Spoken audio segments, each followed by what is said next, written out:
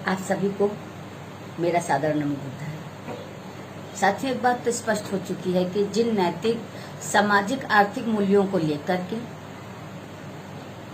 प्रदेश की जनता ने भारतीय जनता पार्टी को जनमत दिया था, मुख्यमंत्री की गद्दी सौंपी थी, सरकार उन सभी क्षेत्रों में पूर्ण रूप से विफल है। एक तरह से कहना चाहिए तो वो पूरी तरह से नाकाम है।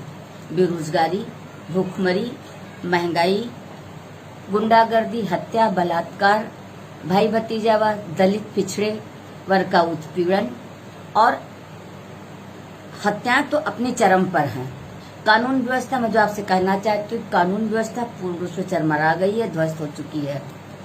प्रदेश सरकार में कानून नाम की कोई चीज नहीं है। अपराधियों को प्रदेश सरकार ने गोवंश की तरह ही संरक्षण दे रखा है।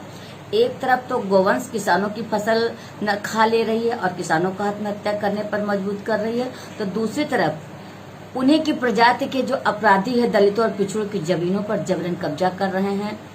प्रदेश में सरकारी संरक्षण प्राप्त कर एक विशेष वर्ग अपनी दबंगई के बल पर दलितों, पिछड़ों की बहन बेटियों के साथ बलात्कार कर रहा है, बेरहमी से उनकी हत्या करता है। सरकार और कानून की धज्जियां तो तब उड़ाई जाती है जब इन पिछड़ों और दलितों को थाने में रिपोर्ट तक नहीं लिखी जाती। जब ये दलित या पिछड़े थाने पर जाते हैं तो उनकी हंसी उड़ाई जाती है, उनका मजाक उड़ाया जाता है और उन्हें डांट कर भगा दिया जाता है। अभी आपने देखा होगा कुछ दिन पहले जो कोराव में खजुरी गांव है, प्रधान वहाँ के प्रधान अनुज जी थे, जो 28 वर्ष के थे, जो एक बहुत ही अच्छे ढंग से समाज का काम कर रहे थे, जो कहते हैं कि जो सचमुच जो प्रधान का काम होता उससे कर रहे थे। कुछ दबंग जात के लोगों को अच्छे नहीं लग रहे थे, इसलिए पूरे कुचक्र के साथ, पूरी कूटनीति के साथ उनकी हत्या करा दी गई। और जो अपराधी था दलित समाज का था, उसे पकड़ा गया, जबकि और जब वो कुछ नाम बताना चाह रहा था तो वहाँ के जो प्रशासन के लोग थे उन्होंने उसकी बात को नहीं सुना और सीधे उसे जेल में बंद कर दिया। मैनपुरी में आपने देखा होगा प्रजापति समाज के पूरे परिवार को ही मिट्टी का तेल डालकर जला दिया गया। प्रतापगढ़ में, फतनपुरा, पटहलिया में पेट्रोल पंप पर एक यादव की हत्या कर दी गई। जौनपुर में आपने देखा होगा सुरजीत कुशवाहा जी की गोली मारकर हत्या कर दी गई और अभी कोई पकड़ा नहीं गया। वहीं जौनपुर में एक नेहा निषाद बेटी थी जो नाबालिग बच्ची थी, उसके साथ सामूहिक बलात्कार किया गया। प्रशासन के लोग उसको भी जानते हैं, पर कुछ वहां भी नहीं हो रहा है। काम न करने के कारण, खेतों में काम न करने के कारण दलित परिवार की एक लड़की को निर्वस्त्र करके देवरिया में घुमाया गया पूरे गांव में। कौशाम्बी के रसूलपुर में, बदलेपुर गांव में आपने देखा होगा दबंगों द्वारा देवशरण कुशवाहा की किस तरह से फावड़े से, लाठी से, डंडे से मारकर बेरहमी से उनकी हत्या कर दी। अभी हम लोग 2 दिन पहले माननीय मंत्री बाबू सिंह कुशवाहा जी के नेतृत्व में हम लोग सब लोग वहां गए थे। पता चला कि अभी कुछ भी नहीं हो रहा, बल्कि दबंग अभी भी उनको मतलब हड़का रहे हैं। प्रयागराज में, बहरिया में एक युवक को घेर करके लाठी डंडे से खूब मारा गया और शायद उसका वीडियो भी वायरल हुआ है। पता नहीं, वो अभी भी उसके लोग पकड़े नहीं गए हैं। कल रात बरई हरक में, नवाबगंज में जो हुलागढ़ थाना लगता है, वहां पर एक ही परिवार के 4 लोगों को धारदार हथियार से, जो ब्राह्मण समाज के लोग थे, जो सीधे साधे लोग थे, ईमानदार लोग थे, जो डॉक्टर बिमलेश थे, जो डॉक्टरी का काम करते थे, जड़ी बूटी बना करके अपना परिवार का पालन कर रहे थे, उनके परिवार की नृशंस हत्या कर दी गई और उनकी पत्नी मरणासन स्थिति में आज भी सारण अस्पताल में भर्ती हैं। बदलापुर में गांव में गोली मार दी गई। दबंगों ने कहीं मकान कब्जा किए तो कहीं खेत कब्जा किए। आगे एक गांव है, नाम नहीं आ रहा, शायद खसार गांव है क्या, वहां पर दबंगों ने एक दलित समाज के घर के आगे नाली बना ली। महुलिया गांव में लालमणि यादव की जमीन पर दबंगों ने कब्जा कर लिया, जो कि फूलपुर में है। ऐसी बहुत सारी घटनाएं हैं जो ये दर्शाती हैं कि कहीं ना कहीं से योगी सरकार का जो कानून व्यवस्था है वो ध्वस्त हो चुकी है आपने लखनऊ में देखा होगा, लखनऊ में मोहनलालगंज गांव है, वहां पे गांव उतरावा है, वहां पर दबंगों ने 3 दलित समाज के लोगों को धारदार हथियार से मारा था।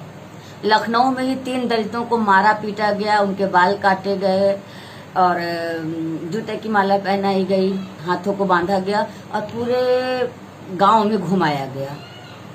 वहीं पर पंडित चुनार मिर्जापुर में 45 वर्षीय महिला और 17 वर्षीय बच्चे बिंद समाज के थे और उनके ऊपर मिट्टी का निषाद समाज के थे। दबंगों ने पेट्रोल डाल के जला दिया। अभी उनकी स्थिति बहुत गंभीर बनी हुई है। सीतापुर में आपने देखा था किस तरह से मौर्य समाज की बेटी चिल्ला चिल्ला कह रही थी कि हाँ उसको फले सवर्ण लड़के ने उसका रेप किया है, पर कोई सुनने वाला नहीं है। कौशाम्बी में ही पासी समाज की बेटी के साथ रेप हुआ और जो अभी कल नवाबगंज में जो हत्या हुई है उसमें जो 2 बेटियां थी, सच्चाई है उनका परिवार कह रहा, उनके चाचा ने आज हमको बताया, जब मैं आज उनके घर मिलने गई तो उन्होंने मुझसे यही कहा कि शायद बेटियों के साथ रेप हुआ है। आज भारतीय जनता पार्टी बेटी बचाओ बेटी पढ़ाओ अभियान का नारा देती है। मैं आप सबके माध्यम से जानना चाहती हूँ किसके लिए बेटी पढ़ाएं और किसके लिए बेटी बचाएं? क्या इसी दिन के लिए? शायद सरकार का खुफिया तंत्र बर्बाद फेल हो चुका है। सरकार की नाक के नीचे जनपद कानपुर में आपने कल देखा कि किस तरह से अपराधी विकास दुबे ने 8 पुलिस वालों की हत्या कर दी और उसी समय जनपद में भी 4 लोग मारे गए। लेकिन प्रशासन क्या करे? सरकार तो राम मंदिर बनाने में लगी हुई है। आज पूरा देश त्राही त्राही कर रहा है। पूरा उत्तर प्रदेश की स्थिति बद से बदतर है, जहाँ रोज हत्याएं हो रही, रोज बलात्कार हो रहे हैं। न्याय की कोई उम्मीद नहीं है। हम तो मंदिर बनाएंगे, हमें बेटियों से कोई मतलब नहीं। योगी जी तो यही कहते हैं कि हम तो गाय से मतलब, हमें बेटियों से मतलब नहीं। ये वो उत्तर प्रदेश में है, हो रहा है। आगे क्या होगा कुछ नहीं मालूम। बस आप लोग से एक ही निवेदन है, अपनी अपनी बेटियों की रक्षा स्वयं करें, अपना ध्यान रखें। और आज जो कोरोना महामारी खासकर उत्तर प्रदेश में है, बहुत तेजी से फैल रही है। आज भी 36-37 लोग हो चुके हैं उत्तर प्रदेश में। आप सबसे हाथ जोड़कर निवेदन है, इस महामारी को हल्के में मत लीजिए। अपना ध्यान रखिए, अपने बच्चों का ध्यान रखिए, अपने परिवार का ध्यान रखिए। ग्लव्स लगाइए, मास्क लगाइए, सैनिटाइज करिए। और इन सब के साथ साथ एक जो सबसे बड़ी चीज मैं आपसे कहना चाहती हूँ, जो करना है वो है अपने अधिकारों के प्रति सजग रहिए, अपने अधिकारों की लड़ाई लड़ने के लिए जागरूक रहिए, अपने अधिकारों के लिए आगे बढ़िए और चुप मत बैठिए। नमो बुद्धाय। मैं मंजू मौर्य, जन अधिकार पार्टी प्रदेश अध्यक्ष, महिला प्रकोष्ठ उत्तर प्रदेश। नमो बुद्धाय। पुनः जय भारत, जय बाबू सिंह कुशवाहा, जय जन अधिकार पार्टी।